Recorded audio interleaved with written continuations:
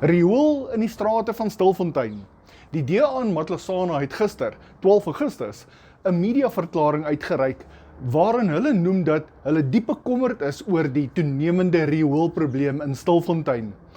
Die riool in die strate, in mense se erwe en tot in mense se huise affekteer die lewens en gesondheid van die inwoners. Rou riool oorstroom uit hooflyne en verstopte mangatte en skep gevaarlike lewensomstandighede. Die probleem het blykbaar onlangs vererger met herstelwerk wat langer neem as wat dit moet. Verouderde en verwaarloosde en gevandaliseerde infrastruktuur is blykbaar die oorsaak.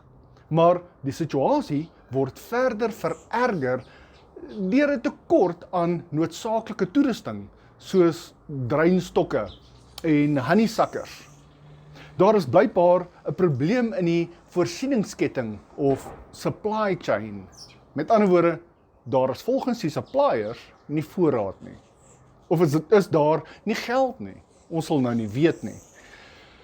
Die DA doen 'n beroep op die munisipaliteit om vinnig op te tree. Die huidige situasie in Stilfontein is onaanvaarbaar en moet onmiddellik reggestel word. Maar hoe plaas 'n mens druk op 'n ANC-beheerde munisipaliteit wat net nie omgee nie?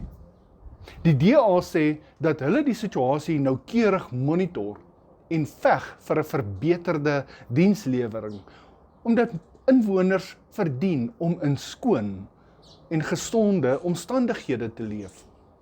Wat dink julle?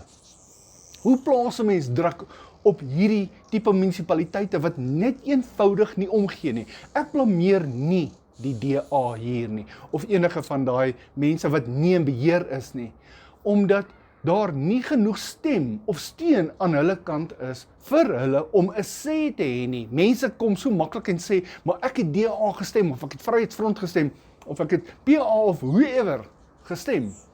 Hoekom doen hulle nie iets nie? Ongelukkig gaan dit daaroor, daar het nie genoeg mense vir hulle gestem, vir hulle, om 'n sê te hê in die munisipaliteit nie. Dit gaan oor beheer. En in hierdie geval, in die Kosh omgewing, Matlosana, dis nou Klerksdorp, Stilfontein, Kosh ook nie, daai area, is die ANC in beheer. So die DA raadslede voel ek doen baie en ek waardeer hulle, almal van hulle daar buite, tot die Vryheidsfront raadslede wanneer hulle 'n bietjie opstaan en ook 'n bietjie iets sê, ons waardeer hulle, maar hoe plaas 'n mens druk op hierdie munisipaliteite om hierdie tipe probleem wat mense se gesondheid affekteer?